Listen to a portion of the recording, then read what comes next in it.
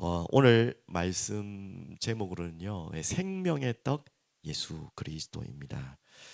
이 요한복음 6장은 우리 토요일, 일요일 생명의 삶 말씀 보셨겠지만 이제 오병이요, 기적의 이후에 일어났던 일이죠. 그래서 이 기적을 행한 그 자리에 많은 사람들이 어, 지금 그 예수님을 왕으로 세우려고 얼마나 참 어마어마한 일입니까? 먹고 이제 살 걱정을 안 해도 되니까. 뭐 그런 의미 있겠지만 하여튼 예수님을 왕으로 섬기려고 막 이렇게 하는 것입니다. 예수님은 일부러 그 자리를 떠나게 되시죠. 그리고 다시 제자들에게 나타나서 중요한 말씀들을 하고 계신데 그 오병이어 기적과 함께 연결해서 광야에서 만나를 주셨던 그 이유와 그리고 그 만나를 이야기하면서 자신이 누구인지를 또 설명하고 있습니다. 지금 요한복음은 계속 우리 읽어가고 있는데 요한복음은 예수님이 바로 하나님이시고 왕이심을 선포하고 증거하는 그런 내용들이 굉장히 또 집중적으로 핵심적으로 진행되어 있습니다. 그래서 제일 첫 번째 대지를 말씀드리면 오늘 참 중요한 질문이 나오고 중요한 답이 나옵니다. 28절에 보시면 그들이 묻되 우리가 어떻게 하여야 하나님의 일을 하오리까? 참 중요한 질문이죠. 예수님을 믿고 하나님의 자녀로 신앙생활하는 모든 분들이 하는 질문이고 또 질문해야 될 반드시 답을 찾아야 될 질문입니다.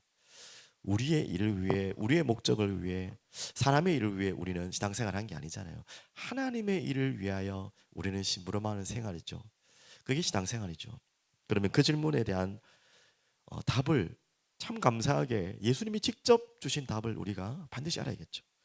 그들이 묻되 우리가 어떻게 하여야 하나님의 일을 하오리까?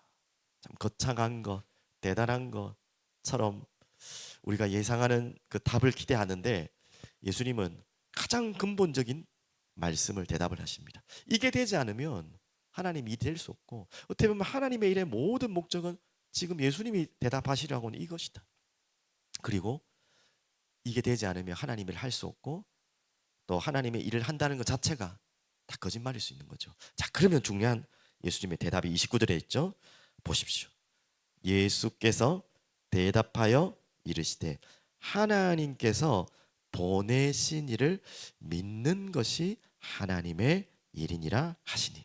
자, 이 대답을 여러분은 이미 알고 계시겠지만 볼 때 어떤 마음이 먼저 드는가요? 이런 분들이 많으실 것 같아. 싱겁다. 당연한 거 아니냐. 아니 예수님이 이 정도 대답밖에 안 되나? 라는 참 우리의 참 교만한 마음도 있겠지만 이런 예상할 수 있는 뻔한 답을 왜 말하냐라고 이야기를 생각하시는 분도 있을 수 있어요. 근데 아닙니다. 가장 중요한 신앙생활의 목적이죠. 바로 그 일, 하나님께서 보내신 일을 믿는 것이 하나님의 일이니라. 자, 그러면 오늘 본문도 마찬가지지만 예수님이 지금 하나님의 일을 하고 계시잖아요. 그러면 하나님의 일을 하는 예수님의 가장 중요한 목적이 무엇이냐면 하나님께서 보내신 이 예수님 자신이잖아요. 자신을 믿도록 하는 것이 하나님의 일이라는 것입니다. 그래서 예수님은 많은 기적들을 행하시고 이적들도 행하시고 말씀도 전하시면서 결국 하나님의 일을 하고 계신데 예수님은 철저하게 하나님이신 자신이 하나님이시지만 하나님의 말씀에 심부름하고 순종하고 끝까지 따라갑니다. 그게 바로 예수님이 하신 하나님의 일이죠. 그 모든 일을 통해 예수님이 하시고자 하는 하나님의 일이 뭡니까? 자신이 누구인지를 드러내려고 하는 것입니다. 중요한 것은 가장 중요한 시간표와 때에 맞게 아직 아니다 싶을 때는 또 숨고 또 이렇게 잠시 덮고요. 때가 되었을 때는 또 밝히고 이 이야기들이 계속 예수님의 공생의 사역에 나오죠, 맞죠? 자, 그래서 이 하나님의 일은 무엇이라고요? 바로 예수 그리스도를 믿는 것입니다. 어떻게 믿어야 되는 것입니까? 그분이 바로 하나님이신 것을 믿어야 돼요. 그분이 바로 하나님이시지만 사람으로 오신 일을 믿어야 됩니다. 그래서 완전하신 하나님, 완전하신 사람임을 믿어야 되는 것입니다. 그래야지만 하나님과 우리 인간을 살릴 이 끊어진 다리를 이어갈 화목 제물로 오셨고 유일한 중보자 역할을 담당하실 수 있는 것입니다. 완전한 하나님이셔야지만 우리를 구원하실 수 있고요. 완전한 사람이어야지만 우리 죄를 대신 짊어지실 수 있는 거죠. 이 도저히 불가능한 이 역설과 이 아이러니를 예수님은 완전한 하나님이시지만 완전한 사람으로 오셔서 이 일을 이루신 것입니다. 이게 어마어마한 거죠. 자, 예수님은 이렇게 하셨는데 우리에게 이 사실을 믿도록 하시는 거죠. 근데 이게 우리의 이 가지고 있는 고정관념과 생각과 우리의 지식으로는 이게 말이 안 되는 것 같잖아요. 논리적으로 모순 같잖아요. 이 논리적인 역설과 모순이 가장 중요한, 또한 이거는 비논리가 아니고요, 이것이 바로 구원의 가장 중요한 또한 방향이고 메시지입니다. 이게 하나님의 사랑과 마음이 다 담겨 있는 것이죠. 바로 이 하나님의 일은 결국 무엇입니까? 예수를 믿도록 하는 것입니다. 역사적인 인물 정도가 아니라 그분이 메시아이고 그리스도이심을 믿게 하는 거예요. 그분이 완전하신 하나님이고 완전하신 사람임을 믿도록 하는 것입니다. 그분이 우리를 위해 십자가에 죽으셔야 될 이유와 죽으셨다는 사실과 그리고 살아나셨다는 사실을 믿은 것입니다. 그렇게 해야지만 구원받을 수 있기 때문에 그게 바로 하나님이 하시는 일입니다. 구원 사역이시죠, 맞죠? 그러면 두 번째, 나를 보내신 이의 뜻 같이 연결되겠죠. 나를 보내신 이가 하나님이신데 그 하나님의 뜻이 무엇입니까? 또 구원이에요. 그래서 성경 66권은 구속사적 관점으로 보라는 말이 그것 말입니다. 모든 내용을 구원의 관점에서 해석하고 봐야 돼요. 그래서 어떻게 보면 조금 역사적으로 안 맞는 것 같기도 하고 횟수가 안 맞는 것 같기도 하고 우리가 잘 모르는 부분도 있지만 뭔가가 도덕적으로 또 이 세상의 문화와도 안 맞는 이야기들이, 오래된 이야기가 다 같이 포함되어 있기 때문에 있는 것 같지만 그것을 목적으로 우리에게 정보를 제공해 주려는, 그런 정보를 제공해 주려는 책이 성경이 아니에요. 성경은 무슨 책이냐? 우리에게 구원의 정보를 말씀해 주시는 유일한 생명 살릴 지침서예요. 우리를 구원케 하는 생명을 살릴 수 있는 답이 있는 책이 바로 성경입니다. 그게 바로 구속사, 구원사역 중심으로 이 성경을 읽어야 된다는 말이죠. 그 말이 바로 나를 보내신 이의 뜻이다. 하나님이 예수님을 보내신 이유가 이것입니다. 그 이야기를 하나 살펴보시겠습니다. 31절에 기록된 바 하늘에서 그들에게 떡을 주어 먹게 하였다 함과 같이, 이게 만나죠. 우리 조상들은 광야에서 만나를 먹었나이다. 32절 중요합니다. 예수께서 이르시되 내가 진실로 진실로 너희에게 이르노니 모세가 너희에게 하늘로부터 떡을 준 것이 아니라 내 아버지께서 너희에게 하늘로부터 참떡을 주시나니. 33절 하나님의 떡은 하늘에서 내려 세상에서 생명을 주는 것이니라. 자, 계속해서 요즘 이 표현이 자주 쓰게 되는데 빌드업을 하고 계십니다. 만나 이야기하면서 그 이전에는 오병이어 떡을 먹인 다음에 이 떡이 어떻게 이렇게 났을까? 얼마나 많은 사람들이 궁금했겠습니까? 그러면서 광야에서 하나님께서 모세에게 허락하신, 모세를 통해 이스라엘 백성에 허락하신 그 만나 이야기를 하면서 그 떡에 우리의 초점을 가게 하면서 또 다른 이야기를 하죠. 35절 예수께서 이르시되 결국 이야기를 하는 거죠. 내가 바로 나는 생명의 떡이니. 오늘 제목이죠. 내게 오는 자는 결코 줄이지 아니할 터요 나를 믿는 자는 영원히 목마르지 아니하리라.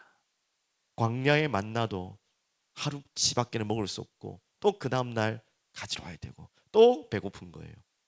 어떻게 보면 이 만나도 말씀을 상징하기도 하고 예수님을 상징하는 중요한 메시지죠. 하지만 그 만나 자체가 구원 주는 거 아니에요. 하지만 예수님이 바로 하늘에서 내려온 떡이다. 36절 그러나 내가 너희에게 이르기를 너희는 나를 보고도 믿지 아니하는도다 하였느니라. 안타깝죠. 37절 아버지께서 내게 주시는 자는 다 내게로 올 것이요. 아버지께서 주시는 자, 구원의 작정과 은혜와 예정 속에 있는 자를 말하는 거죠. 내게 오는 자는 결코 내쫓지 아니하리라. 얼마나 감사합니까? 우리는 절대 내쫓음을 받을 존재가 아니란 거예요. 하나님께 예정된 택정함을 받은 자들은요. 내가 하늘에서 내려온 것은 내 뜻을 행하려 함이 아니요 나를 보내신 이의 뜻을 행하려 함이니라. 그럼 오늘 두 번째 되지. 나를 보내신 이의 뜻이 뭐라고요? 39절. 나를 보내신 이의 뜻은 내게 주신 자 중에 내가 하나도 잃어버리지 아니하고 마지막 날에 다시 살리는 이것이니라. 자, 이것이 바로 하나님의 뜻입니다. 나를 보내신 이의 뜻입니다. 뭐 했다고요? 내가 하나도 잃어버리지 아니하고 마지막 날에 다시 살리니라. 이게 바로 구원입니다. 다 죽어야 될 존재인 우리와 여러분을 살리시기 위해서 예수님을 보내셨고 생명의 떡으로 하늘에서 내려 보내셔서 그것을 먹는 자는 누구든지 영원토록 살 수 있는 떡이에요. 하루 먹고 배고픈 그런 떡이 아니고 영원히 배부르고 영원히 목마르지 않은, 이야기를 하니까 참 어렵죠. 무슨 말인가? 자, 육신의 것의 눈으로 보면 이해가 안 돼요. 영적인 생명의 떡입니다. 이게 구원을 설명하는 것입니다. 40절. 내 아버지의 뜻은 또 있죠. 아들을 보고 믿는 자마다 영생을 얻는 이것이니. 먹는다는 말이 무슨 말입니까? 왜 그 떡을 먹으면 영원히 배고프지 않고 목마르지 않습니까? 믿는 것을 말하는 것입니다. 예수를 믿는 자마다 누구든지 주의 이름을 믿을 때에 구원을 얻는 것입니다. 믿는다는 것에 대해서 너무 가볍게 쉽게 생각하면 안 돼요. 그냥 뭐 예수 믿어보지, 이름, 주의 이름을 부르는 자 구원받다니까 예수 하면 그럼 구원받습니까? 그 말 뜻이 아니라는 거죠. 마음으로 믿고 입으로 고백하는 거. 그러면 더 구체적으로 마음으로 어떻게 믿으라고요? 그분이 나를 위해 죽으신 십자가, 그분이 나를 위해 살아나신 부활, 바로 그분이 그리스도 메시아, 완전하신 사람이자 하나님이시라. 이 사실을 내 마음에 믿는 자를 말하는 거죠. 믿고 그 이름을 부르짖는 자마다 구원에 이르겠다고 약속하셨어요. 이게 바로 떡을 먹는 것입니다. 오늘 여러분과 제가 생명의 떡 대신 예수님을 먹었어요. 그래서 우리는 영원히 배고프지 않는 것입니다. 영원히 목마르지 않는 것입니다. 아직도 배고프십니까? 히딩크의 말이 있죠. 나는 아직도 배고프다. 그는 축구 경기하는 이야기고 세상에 무엇인가를 이루기 위한 꿈과 목표에 대한 이야기고, 우리는요 이미 예수님의 살과 피를 마셨고 먹었어요. 징그러운 이야기 같지만 우리는 예수를 믿게 됐어요. 이게 은혜입니다. 이 사실이, 이것을 믿도록 하기 위해서 예수님이 오셨고 하나님의 일은 바로 이것입니다. 예수 그리스도를 믿음으로 우리를 구원케 하시는 게 하나님의 일이에요. 이게 하나님의 뜻입니다. 이 하나님의 일과 뜻이 전부 어디에 초점되어 있다고요? 바로 구원에 간.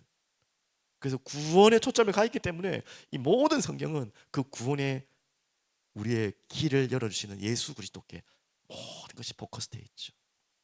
자, 그러면 마지막 결론, 오늘 두 구절을 한번 비교해서 봤으면 좋겠습니다. 36절. 그러나 내가 너희에게 이르기를 너희는 나를 보고도 믿지 아니하였도다 하였느니라. 왜 이럴까요? 보고도 듣고도 믿지 않을까요? 자, 여기에 대해서 27절에 조금 힌트를 드릴게요. 다 무엇을 하고 있냐면 26절부터 볼까요? 너희가 나를 찾는 것은 표적을 본 까닭이 아니요. 이 말은, 이 표적이라는 건 기적을 못 봤다는 말이 아니라 이 표적의 의미는 어디에 더 집중되어 있습니까? 바로 예수님이 메시아구나, 하나님이다, 이것을 증거하는 표적에 본 까닭이 아니요. 무엇에 지금 와 있다는 말이죠? 떡을 먹고 배부른 까닭이다. 육신적인 기적과 표적에 지금 모든 게 중점되어 있는 거죠. 27절. 썩을 양식을 위하여 일하지 말고 그랬잖아요.